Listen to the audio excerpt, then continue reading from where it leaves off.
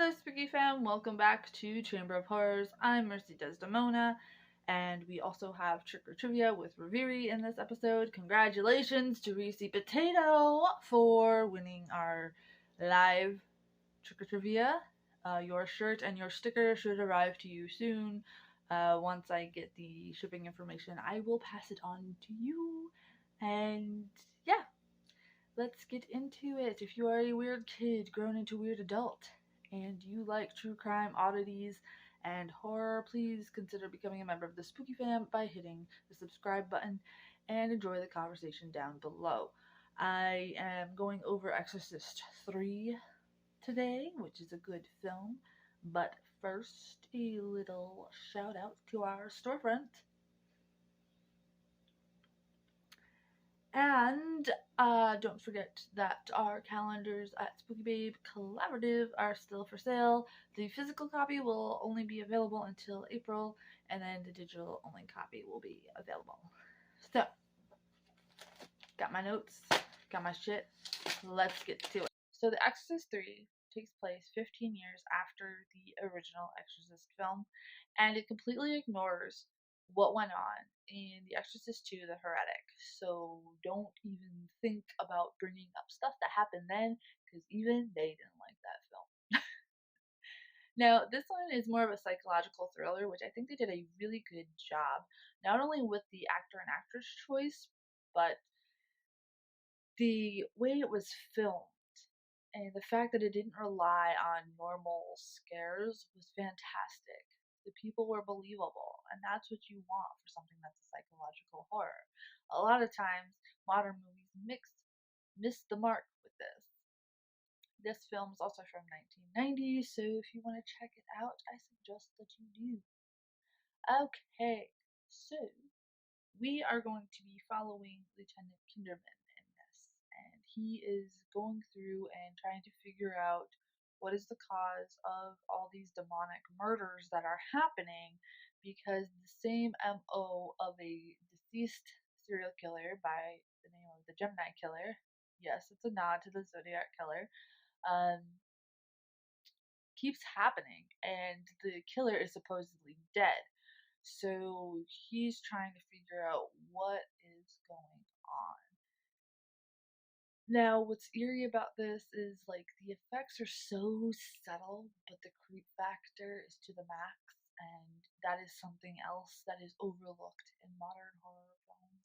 I also think that this film is actually a little bit better than the original. Yes, I dare said it, and I know a lot of people are not going to agree with me on that, but that's okay. We all have different flavors of horror that get our fancy.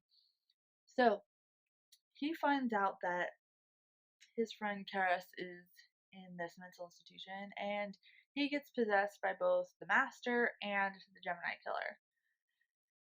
And it gets so crazy, but the way that they acted was so perfect. It was so great. And like when we follow everything, it ties into the first one really well. There's good nods and stuff like that. So the Master obviously is the same demon that was possessing Regan in the first one, and the Master is seeking revenge for the exorcism being performed on it. So, it's going after Karis. Now, the lieutenant there at first does not believe that it's like a demonic thing at first. Like why would that be the first thing on people's brains? First we have to go through each logical step first, and when all else fails, demons. So we have this great lieutenant who's just like, guys, you're not listening, because of course everybody around him thinks that he's going bonkers when he starts putting the puzzle pieces together, because they're just like, no, this can't be real, obviously. And he's like, no, like I'm showing you proof, and the way that he has his little outbursts and he's acting is, I feel like how regular everyday people would be acting. Like you feel completely helpless in this situation, not knowing what the hell's up. So the thing about this film is that I feel like it's forgotten a lot. It's not really brought up, just mainly The Exorcist is, and If you're asking me if I'm going to check out the 2023 Exorcist remake, yes, I will, and yes, there will be a Chamber of Horrors on it. We're kind of probably going to be discussing both films in that episode. But the tension that was written in this is great for the viewer because you actually want to pay attention. And because it's written more like a police thriller, if you weren't to see the title at first, you'd probably be like, hey, what's this about? You know what I mean? Like, it just looks like your typical cop film or show from the time, but they did such a good way of bringing in the demonic possession aspect to it. Bravo to the little lady that was in the wheelchair. That actress was like spot on, creepy and bizarre, and she did great. Now I'm gonna share with you my favorite scene, which is called, like, people have called this scene iconic because it's a hospital scene and it's just chef's kiss.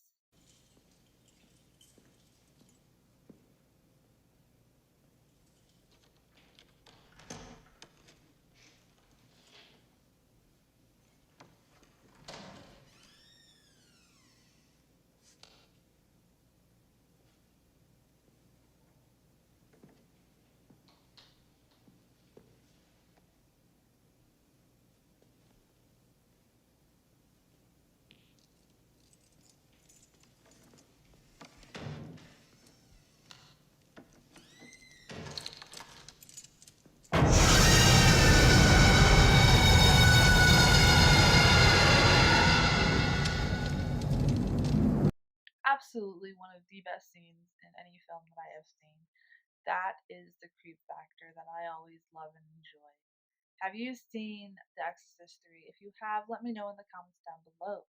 Are you going to check it out? And also, without further ado, here is tonight's trick or trivia.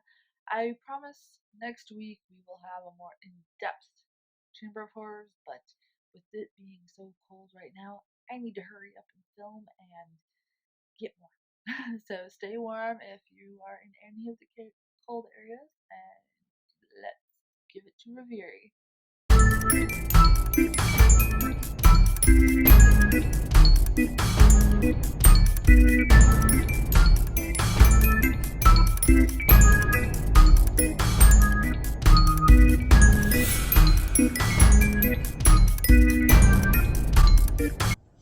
Hello, it's Reverie Addams. This is Trick or Trivia, and I think we're on a cursed set because between the issues with the ring light and the tripod lighting, now a piece of my phone holder on the tripod is randomly off of the tripod and like missing, and no one has been in the storage room where I keep it, and there's no point even trying to figure that out. But anyway, we're here, and you would think that I should not be working with a lit candle on a cursed set, but here we are. And speaking of cursed sets, we were just talking about them when I was researching for our possession episode. So, number 1, police threatened to arrest anyone who sold a ticket to The Exorcist, and any non-adult, regardless if they were accompanied with an adult. What city was that in? Was that A, Dallas, Texas? Was that B, Salt Lake City, Utah? Was that C, Washington, D.C.? Or was that D, Huntsville, Alabama? Number 2, a body was found near the main house just before filming on the Amityville Horror remake in 2005, 2007? I think it was 5. Who was it? Was it A, fisherman, B, a jogger, C, a local shop owner, or D, a car accident victim? My condolences to anyone involved, but apparently that tends to happen more often than I thought to sets of possession movies like these. I'm not sure I'm ever gonna write one of those. Just in case. Alright, number 3, at one point in The Conjuring, a camera starts taking pictures on its own of a girl sleepwalking up the stairs. And Ed Warren says it must be because the spirit is near her and setting off the camera. So, what am I writing? Says it. What logical explanation debunks this? A, the camera is set to take pictures at changes in frequency. B, set to take pictures when there's sound. C, set to take pictures when there's movement. Or D, when there's a change in temperature. Alright, I'm gonna leave you at Mercy's mercy. And I have to go return some videotapes.